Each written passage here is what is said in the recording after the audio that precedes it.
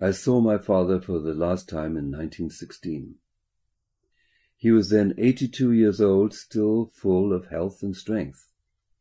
The few recent grey hairs in his beard were hardly noticeable. His life ended a year later, but not from natural causes. This event, sorrowful and grievous for all who knew him, and especially so for me, occurred during the last great periodic human psychosis. At the time of the Turkish attack on Alexandropol, when the family had to flee, he was unwilling to leave his homestead to the mercy of fate, and while protecting the family property he was wounded by the Turks. He died soon after and was buried by some old men who happened to remain there. The texts of the various legends and songs he had written or dictated, which, in my opinion, would have been his most fitting memorial, were lost, to the misfortune of all thinking people, during the repeated sackings of our house. Yet, perhaps by some miracle, a few hundred of the songs he sang, recorded on phonograph rolls, may still be preserved among the things I left in Moscow.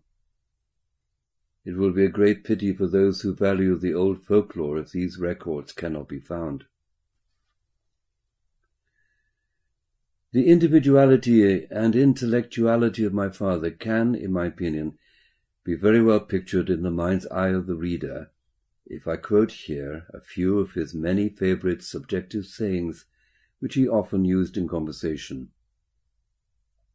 In this connection it is interesting to remark that I, as well as many others, noticed that when he himself used these sayings in conversation, it always seemed to every hearer that they could not have been more apt or better put, but that if anyone else made use of them, they seemed to be entirely beside the point or improbable nonsense.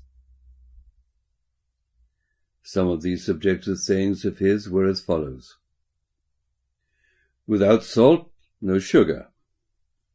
Ashes come from burning. The cassock is to hide a fool.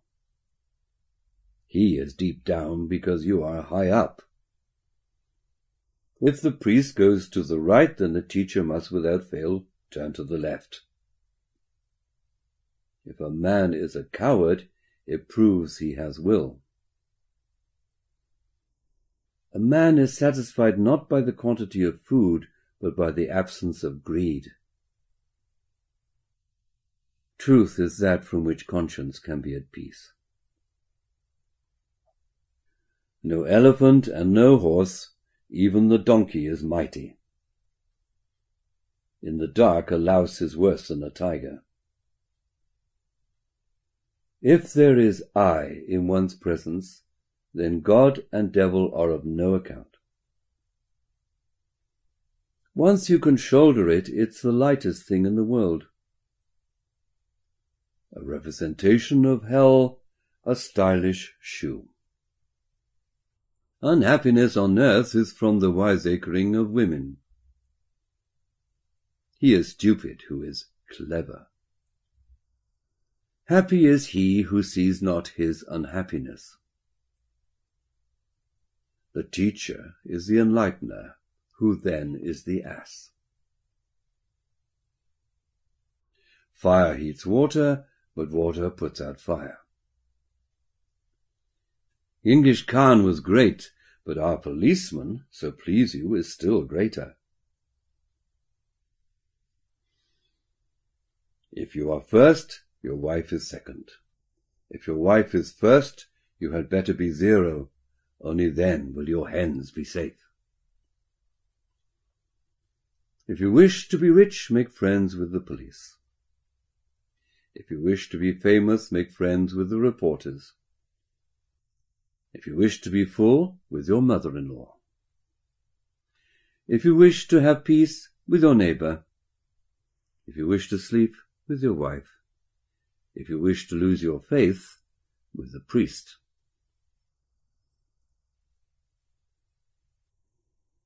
To give a fuller picture of my father's individuality, I must say something about a tendency of his nature rarely observed in contemporary people, and striking to all who knew him well.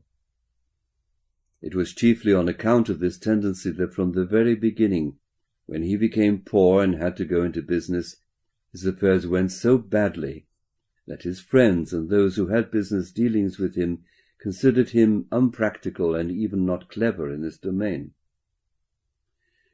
And indeed every business that my father carried on for the purpose of making money always went wrong and brought none of the results obtained by others.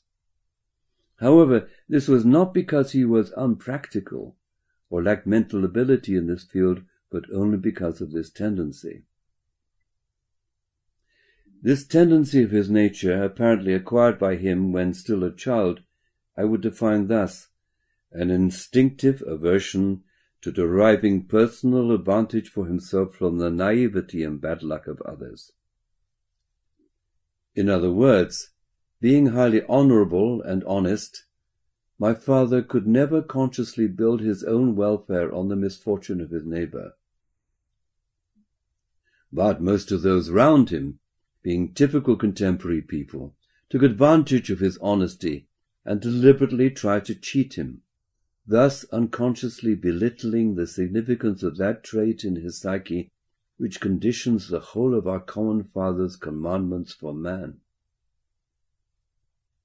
Indeed, there could be ideally applied to my father the following paraphrase of a sentence from sacred writings, which is quoted at the present time by the followers of all religions everywhere, for describing the abnormalities of our daily life and for giving practical advice. Strike, and you will not be struck. But if you do not strike, they will beat you to death like Sidor's goat.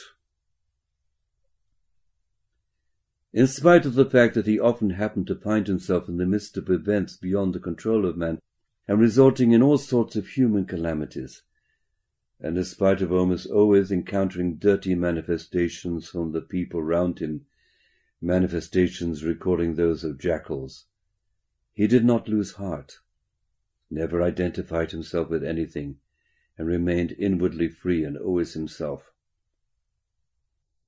The absence in his external life of everything that those round him regarded as advantages did not disturb him inwardly in the least. He was ready to reconcile himself to anything, provided there were only bread and quiet during his established hours of meditation. What most displeased him was to be disturbed in the evening when he would sit in the open looking at the stars. I, for my part, can only say now that, with my whole being, I would desire to be able to be such as I knew him to be in his old age. Owing to circumstances of my life not dependent on me, I have not personally seen the grave where the body of my dear father lies, and it is unlikely that I will ever be able in the future to visit his grave. I therefore, in concluding this chapter devoted to my father, bid any of my sons, whether by blood or in spirit, to seek out, when he has the possibility, this solitary grave, abandoned by force of circumstances, ensuing chiefly from that human scourge called the herd instinct, and there to set up a stone with the inscription, I am thou, thou art I. He is ours, we both are his. So may all be for our neighbor.